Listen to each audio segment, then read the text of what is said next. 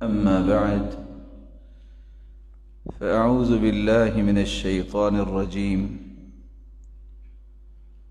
هو الذي بعث في الأميين رسولا منهم يتلو عليهم آياته ويزكيهم ويعلمهم الكتاب والحكمة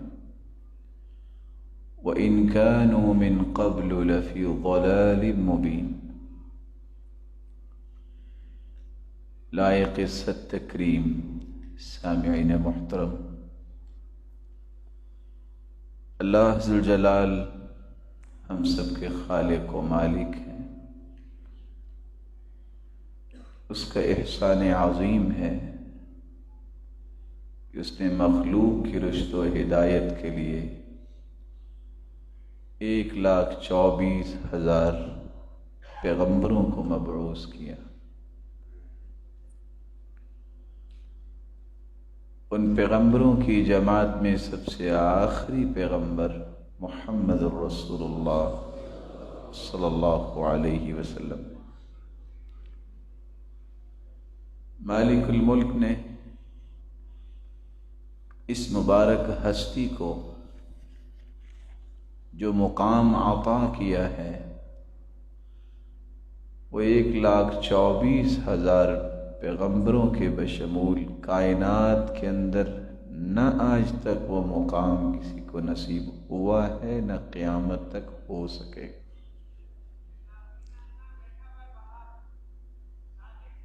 یہ وہ ہستی ہے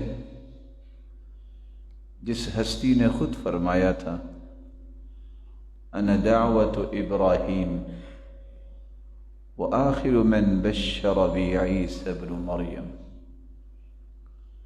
لوگوں میں ابراہیم علیہ السلام کی دعا ہوں اور سب سے آخر میں میرے بارے میں جو خوشخبری سنائی ہے وہ سنائی ہے عیسی بن مریم علیہ السلام.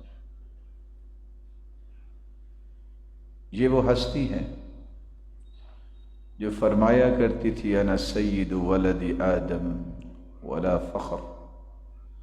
لوگوں میں پوری کائنات کا سرتاج ہوں لیکن فخر نہیں کرتا کیونکہ فخر میرے رب کو پسند نہیں. یہ وہ مبارک ہستی ہے جو فرمایا کرتی تھی انا قائد المرسلین ولا فخر. لوگوں میں 1,24,000 رسولوں کا قائد اور لیڈر ہوں دنیا میں بھی اور آخرت میں بھی ولا فخر. اور اس پر بھی میں فخر نہیں کرتا کیونکہ فخر میرے رب کو پسند نہیں. انا خاتم النبیین. وہ فرمایا کرتے تھے میں خاتم النبیین ہوں، میرے بعد کوئی نبی نہیں آئے گا. وختم بی النبیون. دوسری روایت کی الفاظ ہیں نبوت کا سلسلہ میرے ساتھ میرے مالک نے مکمل کر دیا ہے، ختم کر دیا ہے، کوئی نبی نہیں آئے گا. ولا فخر. اور اس پر بھی میں فخر نہیں کرتا کہ وہ میرے رب کو پسند نہیں. انا اکثر الانبیاء تبعا. آپ نے 5ویں بات یہ فرمائی لوگوں قیامت کا دن ہوگا جب پچھلی قومیں بھی اکٹھی ہوں گی تو سب سے زیادہ میری امت ہوگی اور اس پر بھی میں فخر نہیں کرتا. 120 صفیں بنیں گی جنہوں نے جنت میں جانا ہے. ان 120 صفوں میں سے 80 صفیں جو جنت میں جائیں گی وہ محمد مصطفیٰ کی امت سے. باقی تمام انبیاء کی امتوں میں سے 40 صفیں جنت میں جائیں. یہ وہ ہستی ہے جو فرمایا کرتی تھی اعطیت فواتح الکلم اعطیت جوامع الکلم. اللہ تعالیٰ نے گفتار کی وہ طاقت اور صلاحیت اور کلمات کی وہ لذت و حلاوت اور مٹھاس اگر اللہ نے عطا کی ہے تو مجھے عطا کی. जवामिउल कलिम से मैं नवाजा गया हूँ। बात बहुत मुख्तसर होती है, लेकिन यूं ही लगता है कि मिसाल शायद बनी ही इसलिए होगी कि दरिया को कूजे में बंद कर दिया जाता है। औतीतु हादिहिल आयात मिन आखिर सूरतिल बकरा, मेरे मालिक ने मुझे ही अता की हैं सूरतुल बकरा की आखिरी 2 आयतें, मुझसे पहले किसी पैगंबर को नहीं दी। मिन कंज़ि तहतल अर्श, अल्लाह ने अपने अर्श के नीचे जो खजाने रखे हैं उन खजानों में से ये 2 आयतें मेरे लिए तोहफे के तौर पे पेश की। इसलिए फरमाया जो इसको पढ़ लेता है सोने से पहले, फी लैलतिन कफता, जिस रात पढ़ ले ये 2 आयतें उसे काफी हो जाती। वो हस्ती फरमाया करती थी, औतीतु 70 अल्फन यदखुलून अल-जन्नत बिगैर हिसाब, ये मुझे ही मेरे रब ने अता किया है, मुझसे पहले किसी नबी को भी नसीब नहीं हुआ।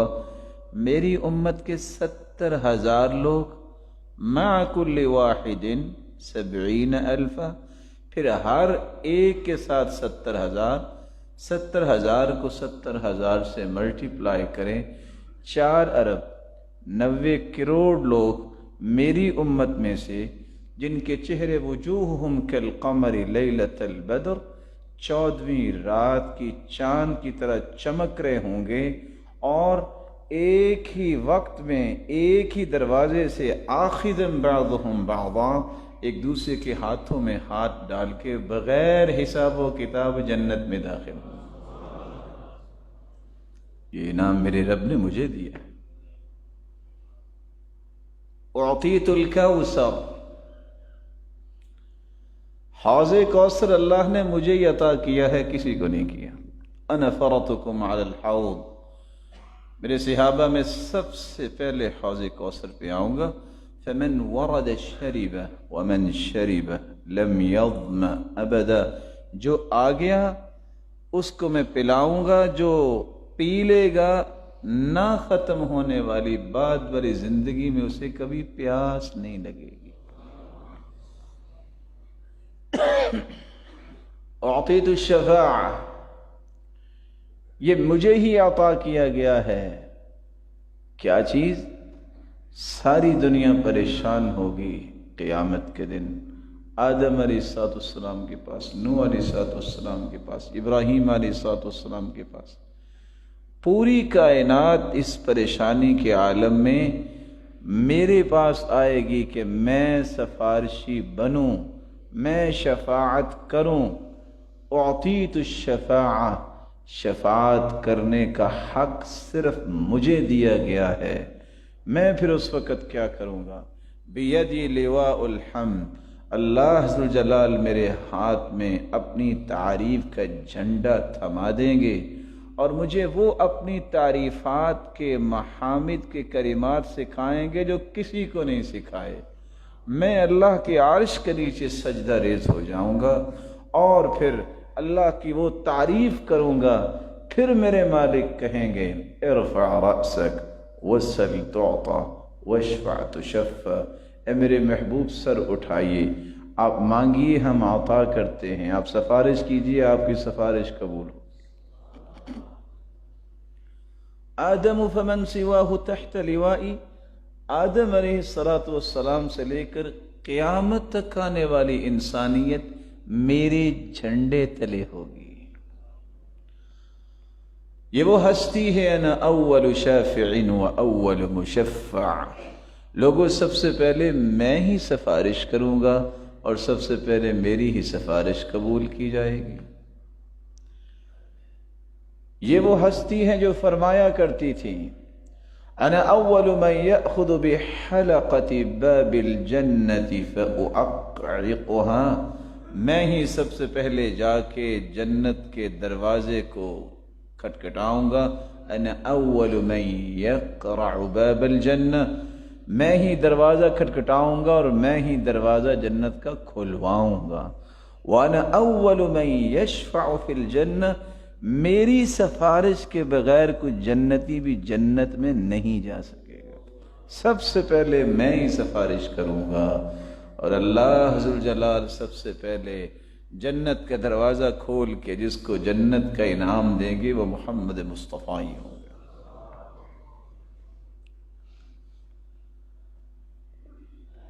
اتنی عظیم ہستی جن کے بارے میں 20 روایات کے وہ مبارک حصے میں نے آپ کے سامنے رکھے۔ روایات تو لمبی ہیں، میں نے صرف خلاصہ آپ کے سامنے رکھا ہے۔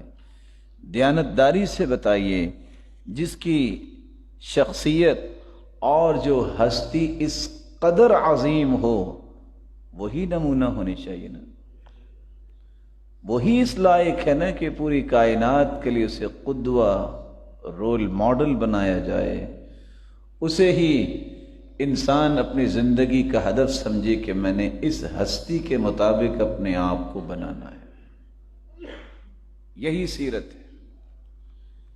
سیرت کا معنی یہ ہے، سیرت طریقے کو کہتے ہیں، راستے کو کہتے ہیں۔ سیرت طیبہ کا معنی یہ ہے کہ اس طرح کی پاکیزہ ہستی جب اللہ نے دنیا میں بھیجی نہیں ہے تو اور کون ہو سکتا ہے جس کو اپنے نمونہ بنائے؟ اسی پاکیزہ ہستی کو ہی ہر مسلمان کو نمونہ بنانا چاہیے۔ لَقَدْ كَانَ لَكُمْ فِي رَسُولِ اللَّهِ أُسْوَةٌ حَسَنَةٌ لمن كان يرجو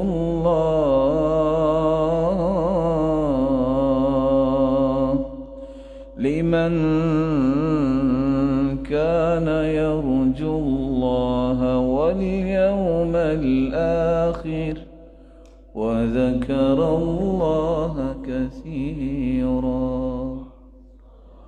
اللہ کے رسول کو اللہ تعالیٰ نے نمونہ بنایا ہے، لیکن نمونہ سمجھتا کون ہے بھلا؟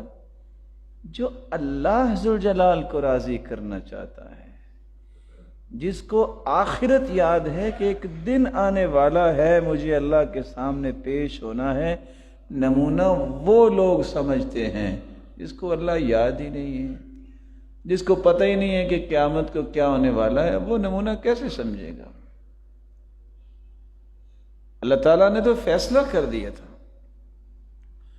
وَمَا كَانَ لِمُؤْمِنٍ وَلَا مُؤْمِنَةٍ إِذَا قَضَى اللَّهُ وَرَسُولُهُ أَمْرًا أَن يَكُونَ لَهُمُ الْخِيَرَةُ مِنْ أَمْرِهِمْ وَمَن يَعْصِ اللَّهَ وَرَسُولَهُ فَقَدْ ضَلَّ ضَلَالًا مُبِينًا۔ جس کا تو دعویٰ ہے کہ وہ مومن ہے، وہ مرد ہو یا عورت ہو، اس کا دعویٰ کب ثابت ہوگا؟ مومن اس کو ہی کہتے ہیں کہ جب اللہ کا فیصلہ آ جائے قرآن کی شکل میں، اس کے رسول کا فیصلہ آ جائے حدیث کی شکل میں، پھر وہ اپنی مرضی نہیں کرتا۔ جس نے مرضی کر لی اپنی منمانی کی، اپنی خواہشات کی تکمیل کی، اپنی تمناؤں کو پورا کیا، اس نے نہ اللہ کے رسول کا فیصلہ مانا ہے نہ اللہ کے فیصلہ مانا ہے۔ اور جس نے اللہ اور اس کے رسول کے فیصلے کو نہیں مانا، اس سے بڑا دنیا میں گمراہ کوئی نہیں ہے۔ اور ایک اگلی آیت جو اس بات کو مکمل کر دے گی، آج آپ نے دیکھا اشتہارات پہ، فلیکسز پہ، بورڈز پہ کیا کچھ لکھا ہوتا، سابقے بھی اور لاحقے بھی، نام سے پہلے بھی 5 سے 6 چیزیں لکھی ہوتی ہیں، وہ آپ مجھ سے زیادہ پڑھ سکتے ہیں، اور نام کے بعد بھی لکھی ہوتی ہیں، بلکہ اگر کسی نے کوئی پی ایچ ڈی کی ہے تو وہ بھی لکھا ہوتا ہے۔ جبکہ اللہ ذوالجلال نے قرآن مجید میں قسم اٹھائی ہے، اگر اللہ ذوالجلال قسم نہ بھی اٹھائیں تو اس سے بڑی سچی بات ہے کسی کی؟ اور اللہ نے مختلف چیزوں کی قسمیں اٹھائی ہیں. یہاں آ کے اللہ نے اپنی کبریائی کی قسم اٹھا لی، اپنی عظمت کی قسم اٹھائی، اپنے تقدس کی قسم اٹھائی، اپنی جلالت کی قسم اٹھائی.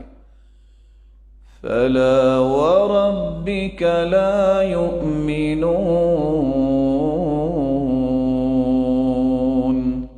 حَتَّى يُحَكِّمُوكَ فِيمَا شَجَرَ بَيْنَهُمْ ثم لا يجدوا في أنفسهم حرجا مما قضيت ويسلموا تسليما. میرے محبوب تیرے رب کی قسم، انداز دیکھیے میرے مالک، میرے محبوب تیرے رب کی قسم، یعنی میرے محبوب مجھے میری کبریائی کی قسم، جب تک تیری بات کو کوئی حتمی بات نہیں مانے گا، مجھے میری جلالت کی قسم، میرے نزدیک وہ مومن نہیں ہوگا. اس سے بڑا فیصلہ کہاں سے لائیں؟ اللہ کے رسول کی بات کو آخری بات، حتمی بات، اٹل فیصلہ، اس کے بعد گنجائش نہ بچے کہ میں نے کسی اور کی بات سننی سمجھنی ہے. جب تک اس ہستی کی بات کو آخری بات نہ مان لیا جائے، اس وقت تک انسان مومن ہی نہیں ہوتا. پھر آپ نے اللہ تعالیٰ نے دو کنڈیشنز بیان کی ہیں. وہ کیا ہے؟ حرج مما قضیت، یہ جو بات مانے تو تنگ ہو کے نہ مانے کہ بس مانی پڑے گی، نہیں، دل کی خوشی سے مانے، کیونکہ اطاعت طوعن سے ہے، اور طوعن کا مطلب ہوتا ہے دل کی خوشی سے کسی بات کو قبول کرنا. وَيُسَلِّمُ تَسْلِيمًا، ماننے کے بعد گلے شکوے نہ کریں، بس جی حدیث پہ عمل کیا ہے، کرتے ہی ہیں نا آخر. نہیں، یہ میری اور آپ کی سعادت اور خوش نصیبی ہے کہ ہم اللہ کے پیارے محبوب کے طریقوں کو اختیار کرتے ہیں. وَيُسَلِّمُ تَسْلِيمًا، اپنے آپ کو سلنڈر کر لیں. نہیں، زندگی کی اثر راحت اور لذت اور مٹھاس ہی اس وقت انسان کو نصیب ہوتی ہے جب وہ رسول اللہ صلی اللہ علیہ وسلم کی سنت کے مطابق گزارتا ہے. امام احمد بن حنبل رحمۃ اللہ علیہ کشتی میں سفر کر رہے تھے. راوی بیان کرتے ہیں میں نے سارے سفر میں دیکھا کہ یہ ذکر کیا کرتے ہیں، وہ بار بار ایک ہی چیز پڑھتے تھے، اللہم احینی علی الاسلام والسنہ.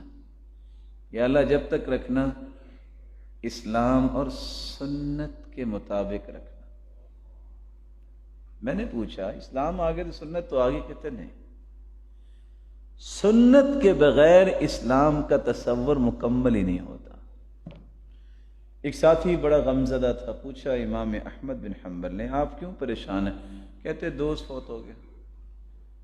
کہتے تو فکر مند کیوں؟ حل ہوا کان علی السنہ، کیا وہ سنت کے مطابق زندگی گزارتا تھا؟ قال نعم، تو بہت صالح اور نیک تھا، سنتوں کی پابندی کرنے والا تھا. فرمایا پھر غم اور رونے کی ضرورت نہیں ہے، ستلقاہ فی الجنہ، جنت میں تیرا رب تجھے ملا دے گا. یہ سنت طریقے کو کہتے ہیں. میرے بھائی جب تک نمونہ جس کو اللہ نے بنایا ہے اس کا طریقہ اور سلیقہ، اس کا کردار، اس کی گفتار مجھے پسند نہیں آئے گی، میں اللہ کو پسند نہیں آ سکتا. اپنے آپ کو اللہ کا پسندیدہ بنانا ہے تو سب سے پہلے اس ہستی کو جس کو اللہ نے محبوب بنایا ہے اس کے ایک ایک زندگی کے زاویے کو محبوب بنا لو، تم اللہ کے محبوب بن جاؤ. قل ان کنتم تحبون اللہ فاتبعونی یحببکم اللہ وَيَغْفِرْ لَكُمْ ذُنُوبَكُمْ. میرے محبوب آپ اعلان بھی کر دیجئے۔ اعلان کیا ہے؟ اللہ سے سچی محبت کرتے ہو؟ تمہاری سچی محبت کی دلیل یہ ہوگی تم میری اتباع کرو، میری اطاعت کرو، میری فرما برداری کرو، تو سمجھ آئے گی کہ تم اللہ سے محبت کرتے ہو۔ اگر تم میری بات نہیں مانو گے، اس کا مطلب یہ ہے کہ تمہارا یہ دعویٰ تو ہے لیکن یہ سچا دعویٰ نہیں ہے۔ تم اللہ ذوالجلال سے سچی محبت کرنا چاہتے ہو تو میری بات مان لو۔ یہ اللہ کے رسول صلی اللہ علیہ وسلم کی طرف سے اللہ نے اعلان کروا دیا۔ کیا ہوگا؟ یحببکم اللہ ویغفر لکم ذنوبکم، وہ اللہ تمہیں بھی اپنا محبوب بنا لے گا اور تمہاری زندگی کے گناہوں کو معاف کر دے گا۔ سیرت طیبہ کے اس قدر وسیع عناوین ہیں کہ کسی ایک عنوان کو بھی لے لیا جائے تو اس کا حق ادا نہیں ہو سکتا۔ میں اس انتہائی اختصار سے اس مبارک سیرت کے کچھ نمونے پیش کرنے کے بعد جس موضوع کی طرف آپ کو لانا چاہتا ہوں، جس کو آج امت بھول گئی یا بھولنے کے قریب ہے، جس کی مجھے اور آپ کو بہت ضرورت ہے، وہ کون سا رویہ ہے؟ نعرے سب لوگ لگا رہے ہیں، سیرت کو بیان کرنا اس سے بڑی سعادت ہی کوئی نہیں ہے، یہ بھی لوگ بیان کر رہے ہیں، کتابیں چھپ رہی ہیں، تقسیم ہو رہی ہیں، کمپٹیشنز ہو رہے ہیں، بہت عمدہ کام ہے۔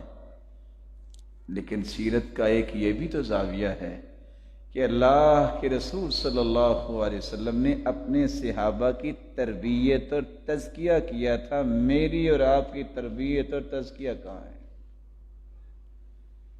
جب تک یہ پہلو تشنا رہے گا، میری بات کو یاد رکھیے گا، میں آپ کا بھائی ہوں، جب تک تربیت اور تزکیے کا پہلو تشنا رہے گا، جتنی بھی تم خوابیں دیکھتے ہو نیکی کی، کبھی بھی یہ پوری نہیں ہو سکی۔ کیا تربیت تھی ان صحابہ کی؟ اسلام سے پہلے لوگ ان کو برائی کا مخزن کہتے تھے، لیکن اسلام قبول کیا اور رسول مقبول صلی اللہ علیہ وسلم نے تزکیہ کیا، ان کی تربیت فرمائی، پھر ان کی حالت کیا ہو گئی؟ ادھر جان نکل رہی ہے اور وہ کیا کہہ رہے ہیں صحابی؟ فزت ورب الکعبہ، اللہ کی قسم میں کامیاب ہو گیا۔ یعنی میں اس کلمے پہ حیران ہوں کہ میرے مالک نے اپنے محبوب کو ساتھی کتنے پیارے دیے تھے۔ جان نکل رہی ہے، یہاں جان نکلی ہو وہاں قرآن مچا ہوتا ہے، کیا ہو گیا؟ اور وہ کیا کر رہے ہیں؟ فزت ورب الکعبہ، اللہ کی قسم کامیاب ہو گیا۔ سامنے دشمن ہیں اور پتہ ہے کہ اگلے چند لمحات کے بعد ٹکڑے ہو جائیں گے، اور وہ کہہ رہے ہیں واہن لریح الجنہ، پیچھے ہٹ جاؤ، مجھے تو یہاں سے جنت کی خوشبو آ رہی ہے۔ وہ کیسے لوگ تھے؟ تزکیہ اور تربیت کی روشنی میں انہوں نے زندگی گزاری۔ تو حالت کیا ہے؟ بھوک لگی ہوئی ہے، جہاد ہو رہا ہے، جلدی سے ایک کھجور نکالی، دوسری نکالنے لگے اور کہتے ہیں چھوڑو، باقی جا کے جنت ہی کھائیں گے۔ یہ وہ راز ہے، جب تک میں اور آپ نہیں سمجھیں گے میرے بھائیو، اس وقت تک ہماری زندگیوں میں لذت نہیں آئے گی۔ آپ صلی اللہ علیہ وسلم نے تربیت اور تزکیہ کیسے کیا؟ مجھے اور آپ کو کس بات کی ضرورت ہے؟ سب سے پہلے 5 چیزیں ہمیں یاد رکھنی چاہیے۔ تزکیہ کا مطلب کیا ہوتا ہے؟ سنوارنا، عمدہ بنانا، خوبصورت بنانا، ایکسیلنس کے درجے پہ اپنے آپ کو لے جانا، پیوریفیکیشن کرنا۔ کس چیز کی؟ فکر کی، ارادے کی، قول کی، عمل کی، معاشرے کی۔ جب تک میرا فکر پاک نہیں ہے، میرے افکار اور تصورات اور نظریات پاکیزہ نہیں ہیں، میرا تزکیہ نہیں ہو سکتا۔ میرے فکر میں کیا ہونا چاہیے؟ انت مقصودی ورضاؤک مطلوبی، میرے مالک میری زندگی کا ایک ہی مقصد ہے کہ میں نے تجھے راضی کرنا ہے، اس پہ ہی میں اپنے فکر کو اور اپنے عمل کو چلاؤں گا، اس سے بڑی سعادت ہی کوئی نہیں۔ میرے ارادے اور نیتیں، ہر وہ ارادہ، ہر وہ نیت، ہر وہ تخیل، ہر وہ تصور، ہر وہ نظریہ جو شریعت کے مخالف ہے، جو شریعت کے متحارب ہے، جس کے اندر فساد ہے، میں زندگی میں ایسا ارادہ نہیں کروں گا، میں ایسی نیت نہیں بناؤں گا۔ میں صرف وہ ارادہ کروں گا جس سے رب راضی ہو، میں صرف وہ نیت کروں گا جس سے میں اللہ کا محبوب بن جاؤں، میں اللہ کے قریب ہو جاؤں، میں معاشرے کے لیے بہترین انسان بن کے دکھاؤں، میں بڑے کا احترام کرتا نظر آؤں، چھوٹے پہ شفقت کرتا نظر آؤں، خیر خواہی کا نمونہ بنتا رہوں، اللہ کے ذکر اور اللہ کے شکر کو اپنی زندگی کا یہ سلوگن بناؤں، اور مجھے دیکھ کے کم از کم کسی غیر مسلم کو یہ پتہ چلے کہ مسلمان اس کو کہتے ہیں، کسی غیر مسلم کو یہ تمنا پیدا ہو یہ کتنا خوبصورت اسلام ہے، یہ تو مجھے بھی قبول کرنا چاہیے۔ یہ وہ صلاحیت اللہ کے رسول نے صحابہ کرام کے اندر پیدا کی۔ رذائل جتنے تھے، غلط عادات جو تھی وہ ختم کی اور اوصاف حمیدہ ان میں بھر دیے۔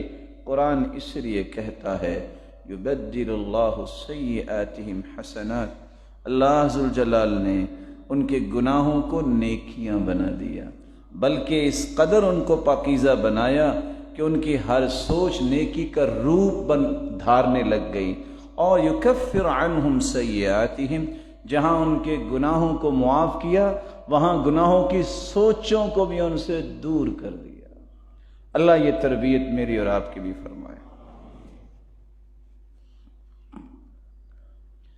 تربیت اور تزکیے کا معنی یہ ہے جہاں میرا فکر پاک ہونا چاہیے، جہاں میرا دل پاک ہونا چاہیے، وہاں میرے اقوال، میری باتیں بھی ہر قسم کی لچر گفتگو سے پاک ہونی چاہیے، گالی، لعنت اور غیبت اور چغلی سے، بہتان سے پاک ہونی چاہیے۔ وہاں میرے اعمال بھی پاکیزہ ہونے چاہیے، سنت کے مطابق ہونے چاہیے، اس کے اندر کوئی آمیزش نہ ہو۔ کسی بھی کام کو میں اختیار کروں تو میں ببانگ دہل کہہ سکوں یہ کام میں اس لیے کر رہا ہوں کہ محمد مصطفیٰ نے کیا ہے، یہ میں بات اس لیے کر رہا ہوں کہ میرے اور آپ کے قدوہ اور رول ماڈل نے اپنی زبان اطہر سے یہ نکالا تھا۔ جب یہ ہدف ہوگا تو پھر میرے بھائی اللہ کی قسم آپ سے بڑھ کے کوئی زندگی کی لذتوں کو حاصل کرنے والا کوئی نہیں ہوگا۔ اپنی زندگی کا مراجعہ کیجیے، اور میں آپ سے ادباً گزارش کروں گا ایک دن ضرور نکالیے اٹھنے سے لے کر سونے تک اپنی رویداد لکھیے، نمبر وائز۔ ہو سکتا ہے کوئی 150 کام آپ نے کیے ہوں، آپ اٹھ کے گئے، کسی سے بات کی، کیا بات کی، اور ایک دن نکال کے اس پوری گفتگو کو خود پڑھنا۔ یہ میں نے کہا تھا، صحیح کہا تھا؟ یہ میں نے کیا تھا، اس کی کوئی دلیل ہے؟ یہ میں نے سنا تھا، یہ سننا مجھے چاہیے تھا؟ یہ میں نے مذاق کیا تھا، یہ حق بنتا تھا؟ ایک دن زندگی میں آپ نکال لیں، آپ کو ستارے نظر آ جائیں گے کہ آپ کہاں کھڑے ہیں۔ اور تربیت ہوتی اس طرح ہے، میں اگر آپ کا محاسبہ کروں، آپ میرا کریں تو لڑائیاں ہوتی ہیں۔ محاسبہ وہی ہے جو میں اپنے دل کی کھڑکیوں میں چھپ کے اپنے دل کو جھانکوں کہ اس میں کیا کیا چھپا ہے۔ اللہ ذوالجلال نے جو صلاحیت ایمان کی دی ہے، جب وہ مضبوط ہوتا ہے تو پھر لوگوں کی برائیاں نظر ہی نہیں آتی، بندہ سمجھتا ہے کہ سب سے برا میں ہی۔ طوبیٰ لمن شغلہ عیوبہ عن عیوب الآخرین، خوش نصیب وہ ہے کہ لوگوں کی برائیاں نہیں کرتا، وہ اپنے گناہوں کی اصلاح کرتا رہتا ہے۔ خوش نصیب وہ نہیں ہے جو تانے دیتا رہے، جو غیبتیں کرتا رہے، جو لانتا نہیں کرتا رہے، جو بہتان باندھتا رہے، کبھی اس کے کیڑے نکال، کبھی اس کو کہے، کبھی اس کو کہے۔ اگر اتنی صلاحیت اصلاح پہ لگ جائے تو معاشرے میں کتنی اصلاح ہو جائے۔ ہم کیوں اس زاویے کو زیادہ مضبوط کرتے ہیں؟ پازیٹیو تھنکنگ انسان کی اللہ تعالیٰ نے دائیں طرف رکھی ہے، نیگیٹو تھنکنگ بائیں طرف ہے۔ جس بندے نے بائیں چیز کو ہی چلایا، مشینری ہے، اس کے 2 بٹن ہیں، آپ نے 6 سال تک ایک بٹن کو پش ہی نہیں کیا، جیم ہوگا کہ نہیں ہوگا؟ آپ نے کبھی پازیٹیو تھنکنگ کی طرف گئے ہی نہیں ہے کہ نہیں، کبھی کہنا بھی چاہیے۔